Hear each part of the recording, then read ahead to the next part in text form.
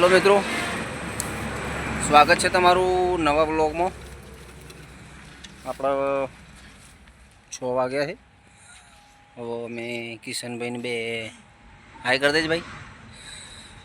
અમે કિશનભાઈને બે હવે દૂધ કાઢવા જઈએ છીએ ગાયનું દૂધ કાઢવાનું છે આપણે. બરાબર, તમને બતાવીએ આપણે ગાયનું દૂધ કેવી રીતે નીકળાય. તમે તો પાછું જોયું નહીં ભાઈ. ના જો આપણી આ ગાયો છે, આ છે ગાયો અમારા આ કિશનભાઈ જુઓ.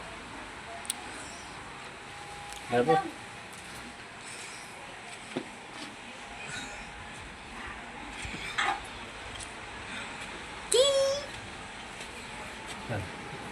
અમારા એક ભાઈ તૈયાર થઈ જુઓ.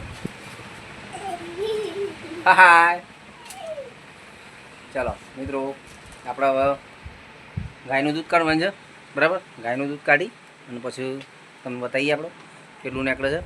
બીજી વસ્તુ આપણો ડેરીમાં જવાનું છે દૂધ ભરાવા, પછી આવીને ખાવાનું છે અને પછી ઉઈ જવાનું છે.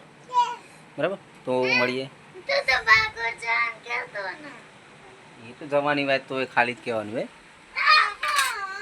જો અમારા નાનો છોકરો છે અને આ છે ને એ મોટો છે.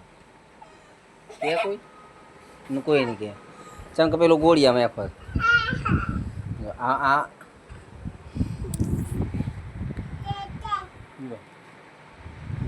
જો મિત્રો, આ આપણું રસોડું છે. બરાબર, પેલું આપણું જગ છે પાણીનું, તમે તો કદાચ જોયું ના આવે. અને અમારા કિશનભાઈ છે એ તમે પહેલી વાર જોયા. હા, અમારા કિશનભાઈ છે.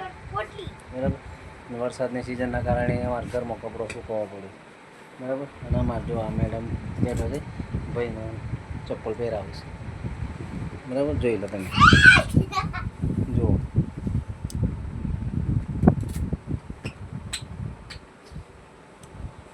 અમારા ભાઈની છોકરી છે. હવે આપણે જવાની છે ગાયો દૂધ કાઢવા માટે. બરાબર, આ જે આપણી ગાયો છે, પહેલી ગાય છે ને એનું દૂધ કાઢવાનું છે. આપણે એક જ ગાય વિયાયેલી છે. બરાબર, તો મળીએ આપણે ગાયનું દૂધ કાઢી પછી ડેરીમાં જાઉં એટલે મળ્યું. આ મારા વાઈફ છે, ધીસ ઇઝ માય કહેવાય. આ મારા વાઈફ, અમે એમના હેન્ડપંપ, અરે હસબન્ડ શું કહેવાય, હસબન્ડ વાઈફ પાઇપ વાઈફ કોઈ નહીં છોડો. આ અમારા ઘેરથી છે, અમે એમના ઘેરથી. બરાબર, હસબન્ડ વાઈફ પાઇપ એ બધું આપણે ના પાવો. બરાબર, થેન્ક યુ, મળીએ.